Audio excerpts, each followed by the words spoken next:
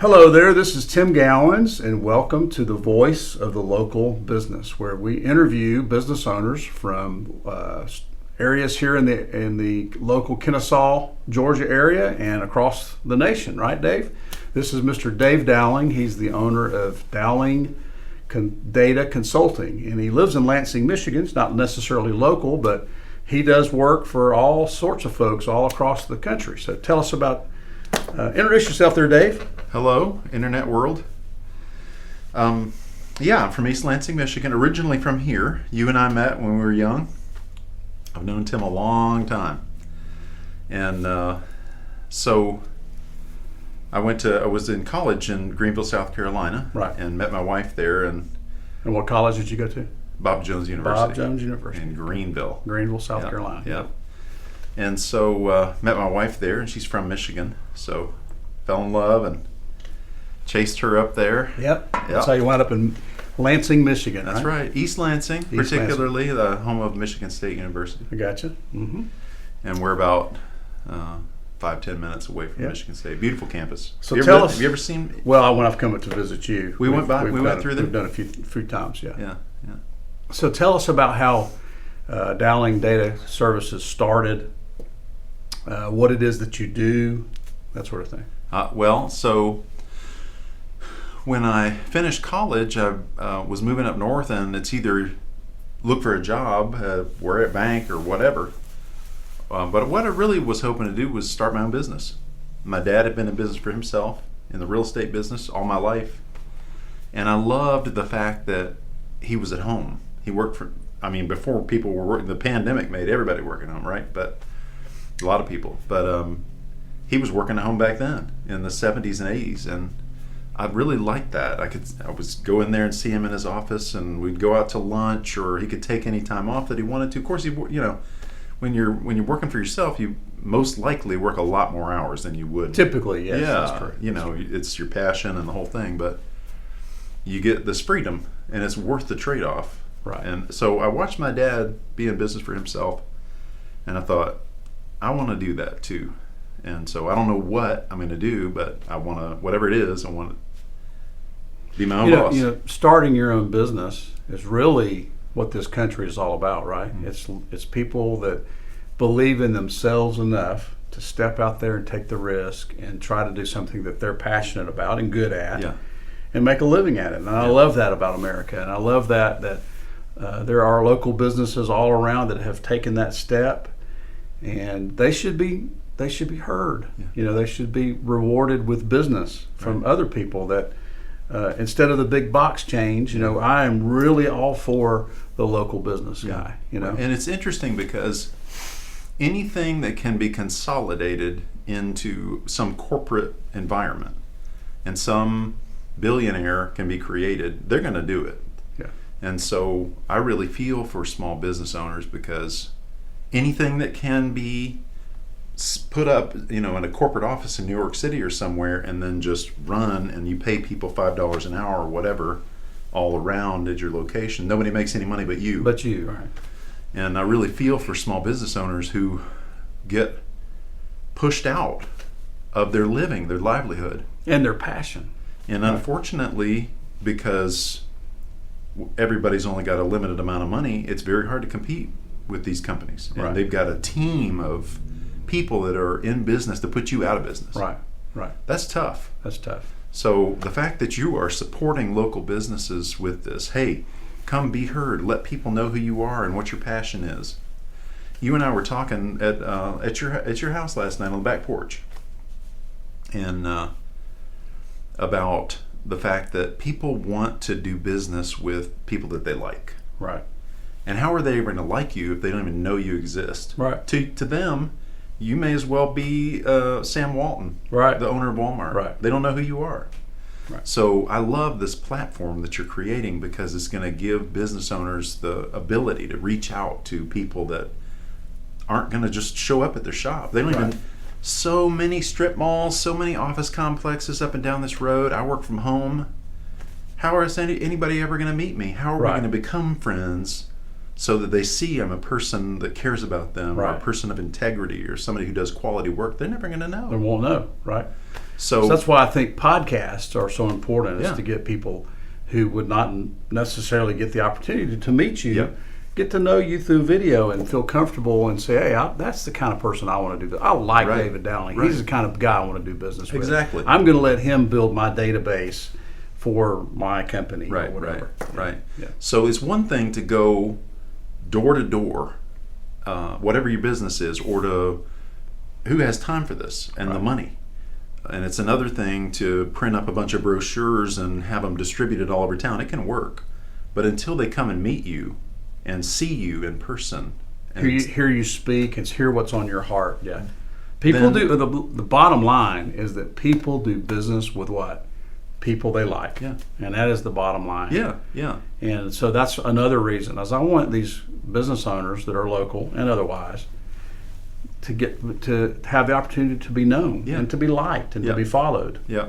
So that's important to me. That's important to, and I think it's important to the fabric of America to strengthen this small business. Well, the more your businesses are consolidated into big corporate environments, and I was going to say, unfortunately, nobody's got a bunch of extra money your average person doesn't have money to just throw out the window. That's right. So some company that's owned in a completely other country Right. can consolidate from their location, own all the business here, and then you're getting a lower price, but you're kind of cutting your own throat. Right. Because when you want to make a living, there's nobody there to support you because all the money went to China or wherever it is, Right. New York or wherever their home location is. Right. So tell us about data services. Tell us what you do and how that came about. So when I after school, Kelly graduated, and I was here alone. Well, not here, but I was in South Carolina, living in a little apartment. And I thought, boy, this isn't gonna work. We were in love. I got to get out. I got to go up there. Yeah, you got to and go be to together. Michigan, right? Got to be together. Right. Her family was up there, and I thought, no, this is not going to work. So it wasn't long after she graduated, a few months, I said, hey, I'm moving. I'm coming, yeah. Yeah. Well, I didn't know what I was going to do. Right. There was no Indeed.com Right. or whatever back then. That's right. LinkedIn, all these Right. ways that people can. So what are you going to do? So I thought, well, I've always wanted to be in business for myself. So we were talking, and you had really gotten your first business, Metro Wheels, rolling. Right. And we worked together, and it was fun. I liked it. I Yeah. loved the hands-on nature of it. And Right. you had learned a lot of things about how to connect with local business, how to connect with your clientele. And I thought, yeah, I could do that. And it's as good as anything, it's something I could do on my own, be my own boss. Right.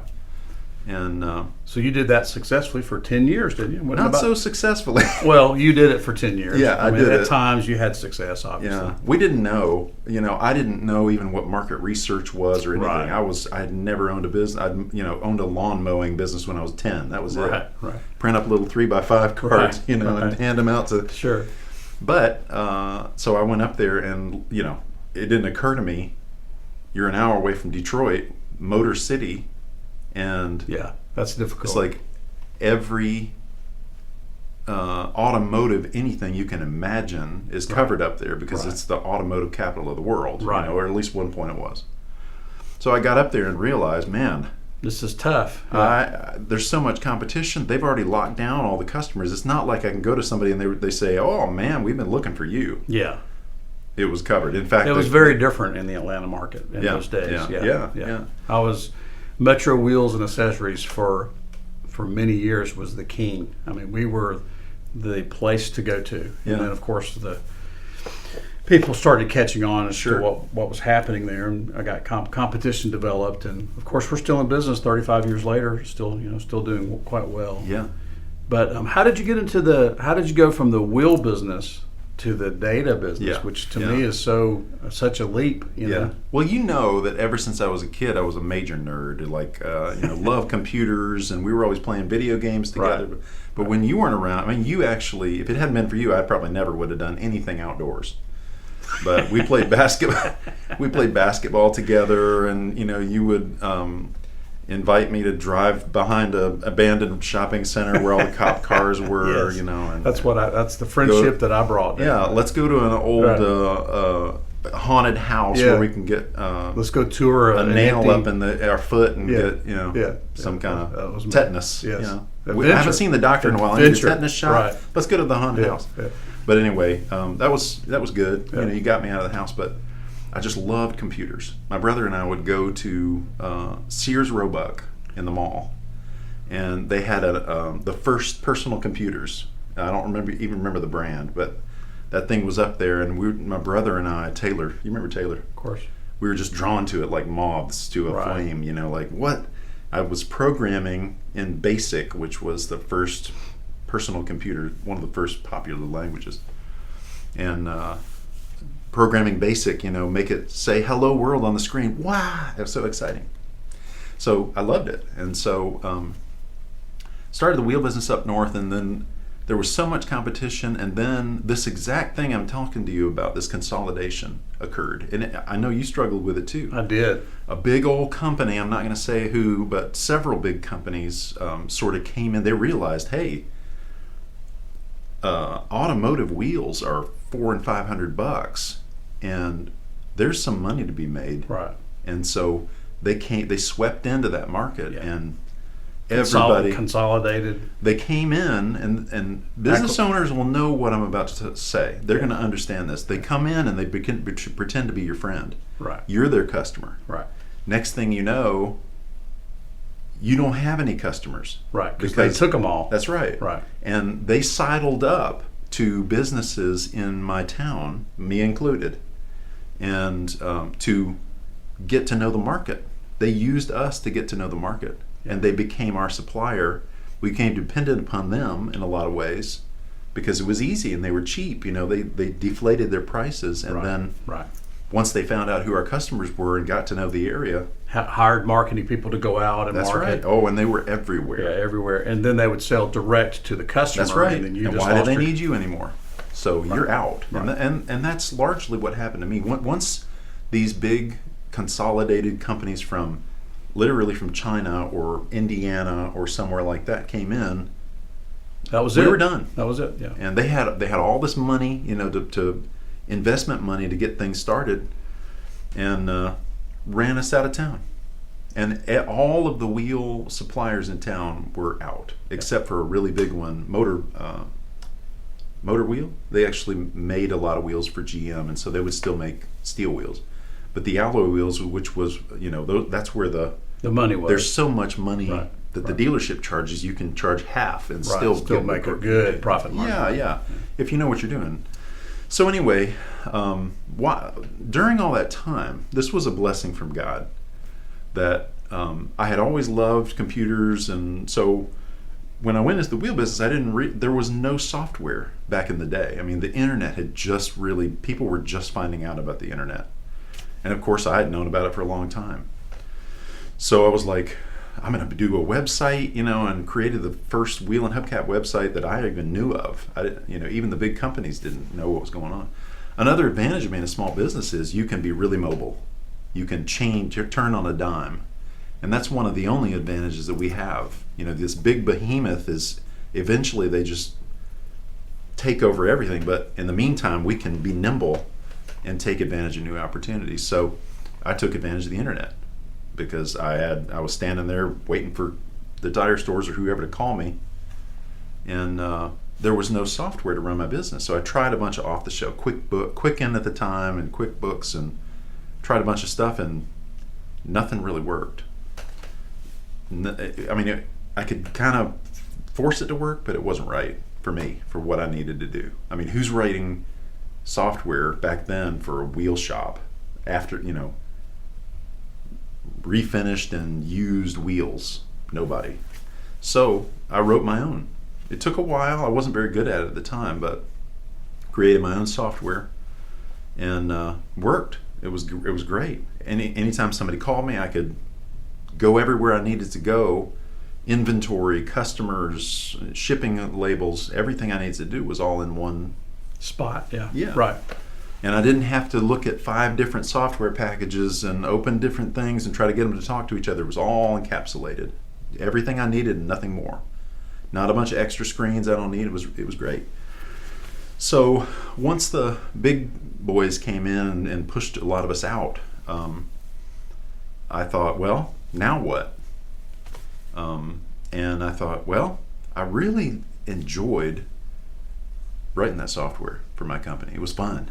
And it, got my creative juices going. And when I was done with it, it was really streamlined, easy to use, powerful. And you probably had a real sense of accomplishment, right? You've done something that no one had done up to that point. Yeah. You created something that was needed for yourself.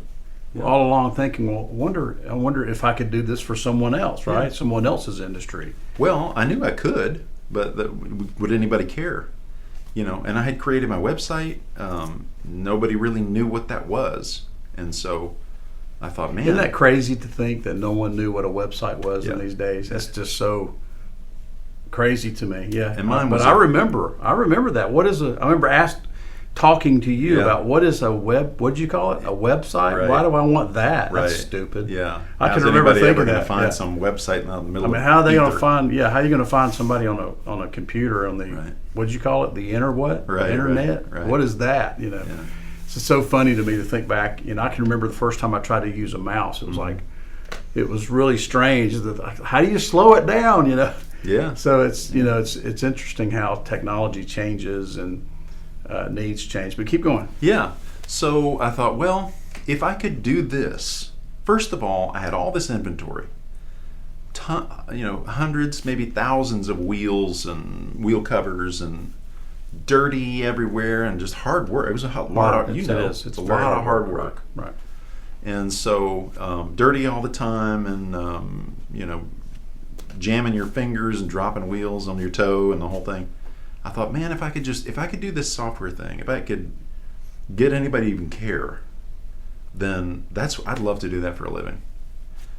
Not have to worry about this big behemoth of inventory and everything. Something happens to me, then my wife's got to deal with all that, my kids or whatever. And if I could just sit at home with a computer, that's easy to get rid of, if something happened. No inventory and very agile, If I had to shift gears, then all I did was buy a computer, which I already had.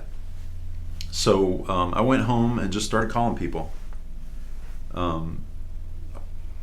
that were in the custom software business. And I said, I actually started emailing them. And back then, you didn't get 100 emails a day. Let's set up an appointment.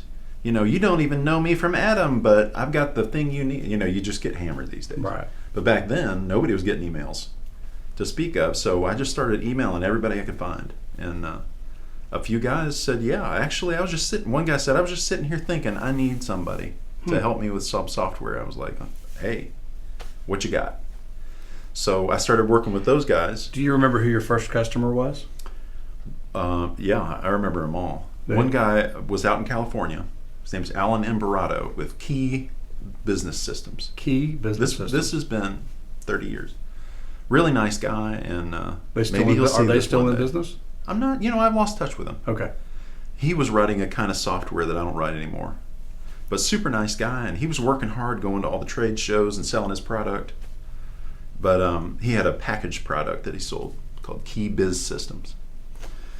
So Alan and some other guys said, yeah, we got some work for you.